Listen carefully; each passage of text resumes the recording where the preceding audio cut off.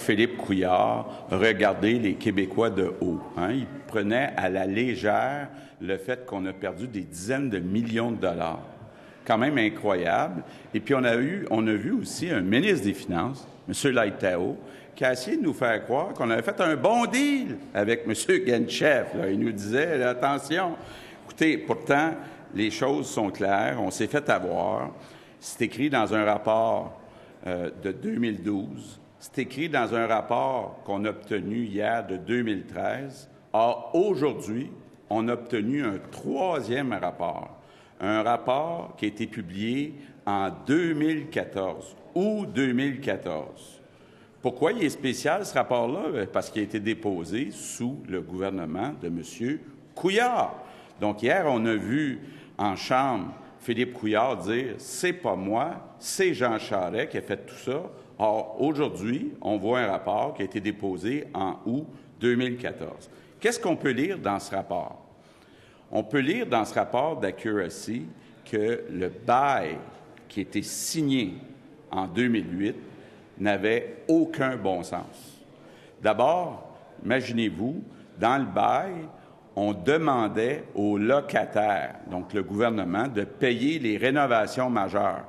Donc, on avait un compte à payer là, de 21 millions. Ça veut dire que déjà, en 2014, le gouvernement devait 21 millions de dollars à M. Genchev pour rénover son propre immeuble. On disait aussi que les frais d'exploitation étaient très au-dessus du marché, 5 au lieu de 3 Même chose avec les frais de gestion, même chose avec les dépenses d'énergie. Et là, ce qu'on a demandé à la firme Accuracy, c'est de dire qu'est-ce qui serait le moins pire? Qu'est-ce qui serait le moins pire? Payer le 21 millions de rénovation ou renégocier un nouveau bail où on enlève les rénovations, mais qu'on prolonge le bail de 10 années supplémentaires, donc jusqu'en 2038 au lieu de 2028. Donc, la firme Accuracy répond à la page 5, on va vous en donner une copie tantôt, nonobstant les éléments soulevés concernant l'achat des 2 immeubles en 2008, donc le rapport qui montrait qu'on s'était fait flouer sur la vente de l'immeuble et sur les loyers qui ont été signés, bien là, on disait le moins pire scénario, c'est effectivement de prolonger de 10 ans si M. Genchev accepte de ne pas facturer à l'avenir les rénovations majeures de son propre immeuble. Écoutez, c'est quand même quelque chose, là, et c'est ce que le gouvernement a fait. Donc, le gouvernement, pas de Jean Charest, de Philippe Couillard, a prolongé de 10 ans le bail avec M. Genchev. Donc, ça, c'est une décision du gouvernement Couillard. Donc, moi, la question que j'ai encore aujourd'hui pour M. Couillard, pourquoi a-t-il caché ce troisième rapport qui est très incriminant, très accablant pour le gouvernement libéral?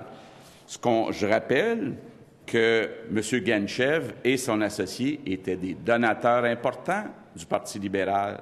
Je vous rappelle que l'émission Enquête a démontré que des millions de dollars de commissions devaient être versés à des donateurs importants du Parti libéral, M. Rondeau, M. Fava, M. Bartlett.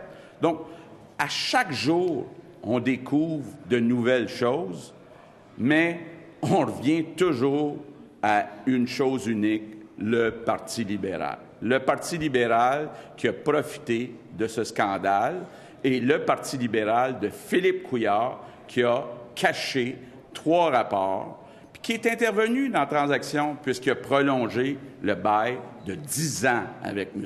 Genchev.